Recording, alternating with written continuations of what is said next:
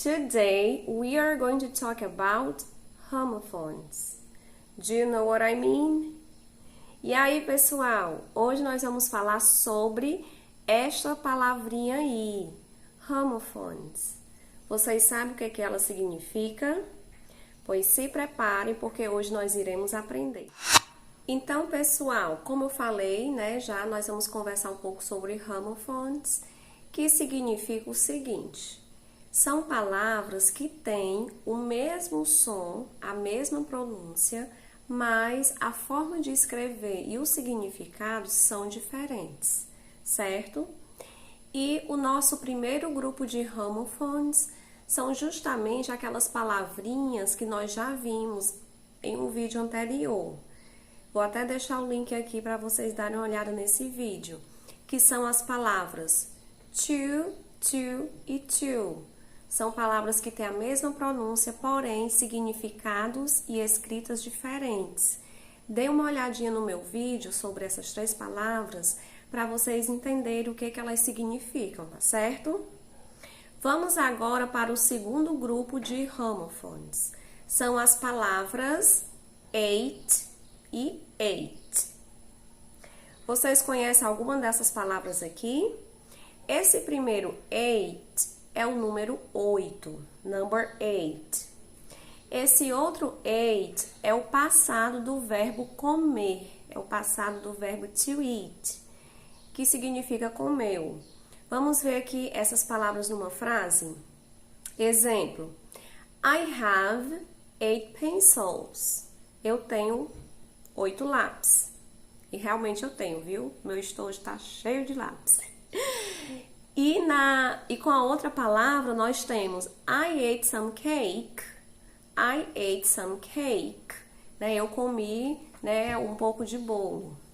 Então vejam aí que a pronúncia é a mesma. Ate, mas a escrita e o significado são diferentes. O outro grupo de homophones são essas duas palavrinhas aí. Flower e flower, certo? Essa primeira flower aí que vocês estão vendo é justamente a palavra flor, flower. Por exemplo, there are some flowers in my garden. Há algumas flores no meu jardim. E esta outra flour significa a farinha de trigo que a gente usa, para fazer bolos e biscoitos. Por exemplo, I need some flour to bake a cake. Eu preciso de farinha para fazer o bolo. Então, vejam aí que a pronúncia é a mesma, flour e flower, mas a escrita realmente é bem diferente e os significados também.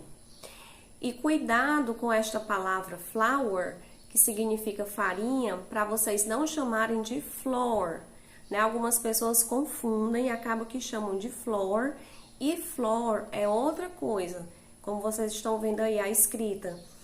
E esse floor significa o chão, o piso, o andar de um prédio, certo? Vão treinando e anotando todas as nossas homophones. O próximo grupo de homophones são essas duas palavras, write e write, certo? Esse primeiro write é o verbo escrever. Percebam que a letra W ela não é pronunciada, ela é uma silent letter.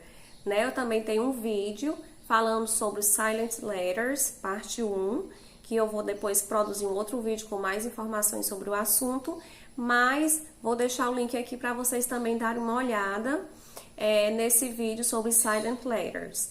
Então, nesse caso, nesse write, nós não pronunciamos o W e ele significa escrever, é o verbo to write, escrever.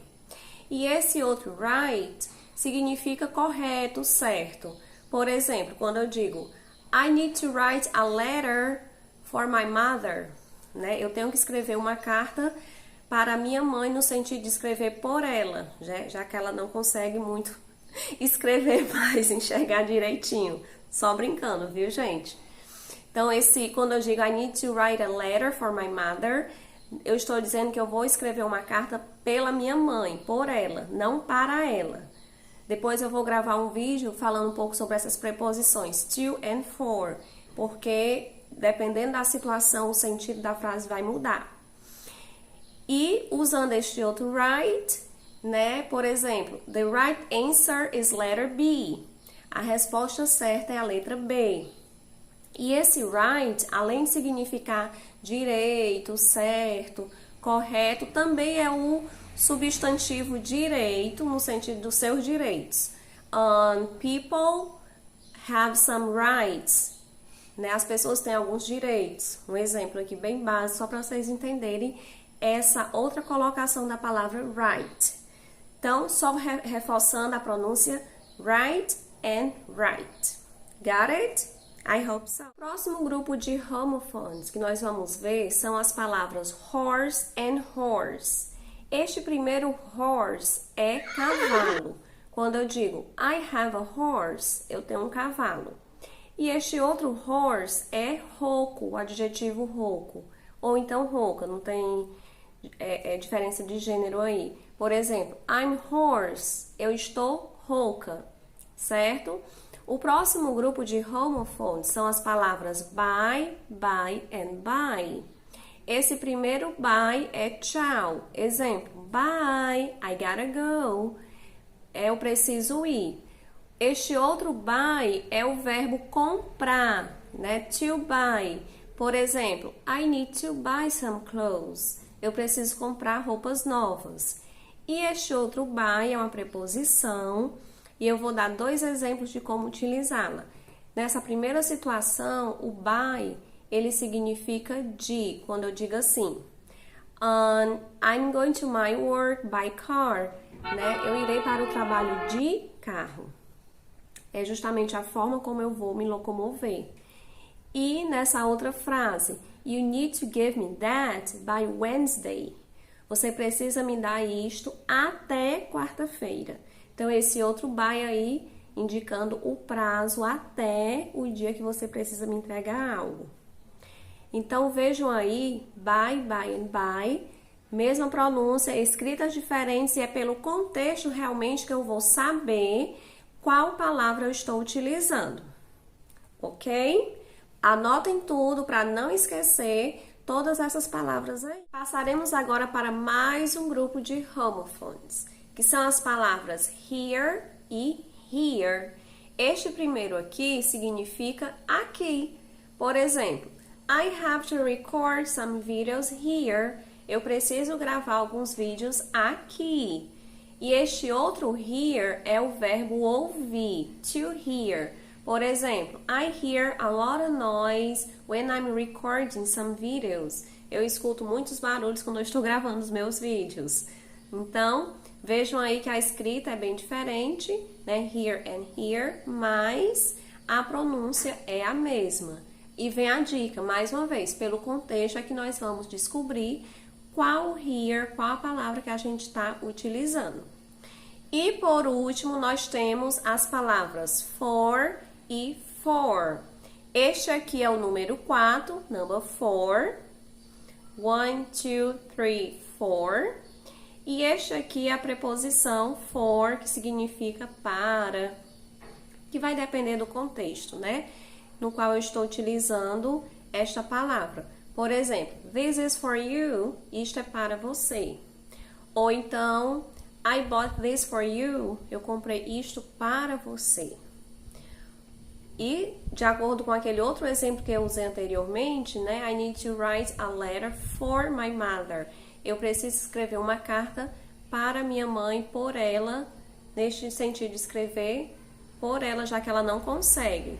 Então, a preposição for, ela pode significar para, ou então por alguém. Em breve vou gravar um vídeo explicando melhor o uso dessa preposição e a diferença entre esse for e o to, que geralmente as pessoas confundem, e é normal, certo?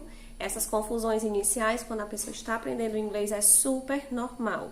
Por isso que é importante a gente estar sempre estudando, lendo, para poder exercitar a língua inglesa e, principalmente, aprender um pouco mais sobre preposições, que é um assunto meio chatinho, mas a gente consegue desenrolar, certo? So everyone, did you like what we studied here in this video about homophones? I hope so. E então, pessoal, gostaram do que nós vimos nesse vídeo sobre homophones? Espero que sim. E se vocês conhecem mais palavras que se encaixam nessa classificação de homophones, com a mesma pronúncia, porém escrita e significados diferentes, deixa aqui nos comentários para mim, para eu dar uma olhada. Vamos compartilhar o conhecimento, isso é muito importante. Por isso que eu peço a vocês que ao assistirem esse vídeo, deixem o seu like, compartilhem com seus amigos e não se esqueçam de se inscrever no meu canal, tá certo? Em breve teremos mais novidades. It was a pleasure to talk to you once again and see you next time. Bye bye, guys!